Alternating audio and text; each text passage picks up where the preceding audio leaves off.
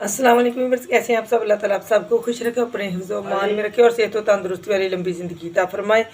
आज मैं आपके लिए लेके आई हूँ खोए की रेसिपी। खोया मावा सर्दियों में बहुत ज़्यादा जो है बनता है, खाया भी जाता है और रेसिपियों में मिठाइयों वगैरह में भी डाला जाता है। तो घर में बहुत ही आसान है बनाना, कोई रॉकेट साइंस नहीं है।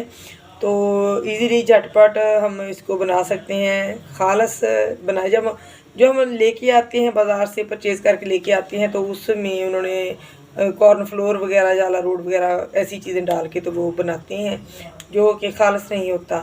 तो हम जो घर में चीज़ बनाते हैं वो हमें पता है कि हम कैसी बना रहे हैं। हाथों को साफ़ सुथरे रख के, बर्तनों को साफ़ सुथरे रख के, तो अच्छे तरीके से। ये मैंने ले लिया है 1 किलो दूध लिया है, 1 लीटर।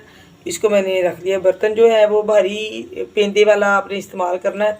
वक्फे वक्फे से इसको इसमें हमने चमचा चलाते रहना है और इसको सोख करते जाना है।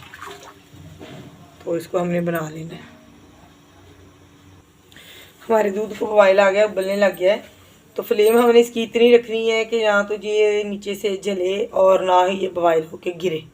बस मीडियम फ्लेम पे हमने इसको कुक करते जाना है और साइडों पे जो ये इस तरह से जमेगा इसको हमने साइडों से रिमूव करते जाना है। चमचे के साथ हम इसको साइडों से इसको उतारते जाएंगे। तो नीचे भी साइडों पे भी नहीं लगने देना और नीचे भी नहीं हमने जमने देना इसको। तो उबलने भी नहीं देना। इस तरह से इसको हिलाते हुए हमने पकाते जाना है। अच्छा, ये देखें दूध की कंसिस्टेंसी है कितनी माशाल्लाह से गाढ़ा हो गया हमारा दूध।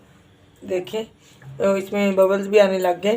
तो इस टाइम पे आके हमने इसको नीचे नहीं लगने देना। इसमें चमचा हमने चलाते रहना मुसलसल और साइडों से भी इस तरह से हम इसको उतारते रहेंगे। जो जो साइडों पे लगता रहेगा, चमचे की मदद से, जब आप कोई छुरी वगैरह ले लें उससे साइडों से भी उतारते रहें और इसको नीचे भी नहीं लगने देना। नीचे से भी इस तरह से हम हिलाते हुए, तो इसको जितना हमारा खोया जिस तरह का होता है वैसा हमने गाढ़ा कर लेना। अभी इसको हम थोड़ा और यूज़ करेंगे।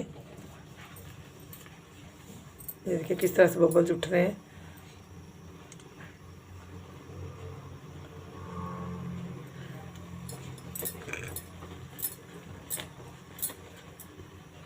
देखिए माशाल्लाह से। बस अब हमारा खोया जो है वो बनने के करीब है तकरीबन।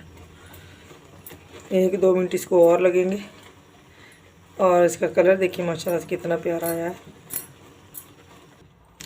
अब दूध जितना इसका खुशबू ना था वो हो गया है। ये देखिए अब अगर हम चमचे की मदद से इस तरह से हम इसको करते हैं तो ये फैलता नहीं है, उधर तकरीबन जो है वो रह जाता है। ये जिस तरह का खोया हम बाज़ार से लेके आते हैं ये उसे 100% अच्छा और ख़ालिस खोया है। तो टाइम भी नहीं इतना लगता और 1 किलो दूध से 1 पाव जो है वो इजीली खोया जो है वो हमें मिल जाता है। अगर हम बर्फ़ी बनाना चाहते हैं तो इस टाइम पे आके हम इसमें चीनी डाल देंगे तो इसकी माशाल्लाह से बहुत ही ज़बरदस्त बर्फ़ी बन जाएगी। बर्फ़ी की रेसिपी भी किसी दिन आपके साथ शेयर करूँगी। तो अब हम इसको निकाल के तो अपने बर्तन में रख देंगे सेट होने के लिए। ये देखिए जी खोया हमारा बन के रेडी है। इसको मैंने प्लेट में निकाल लिया है। अभी हम इसको फ्रिज में रखेंगे थोड़ा सेट होने के लिए। देखिए माशाल्लाह से कितना ज़बरदस्त सा हमारा खोया जो है वो बना है। लाजमी आपने इसको ट्राई करना, बजाय इसके कि आप बाज़ार से इतना महंगा लेके आएँ और वो भी खालिस नहीं होता।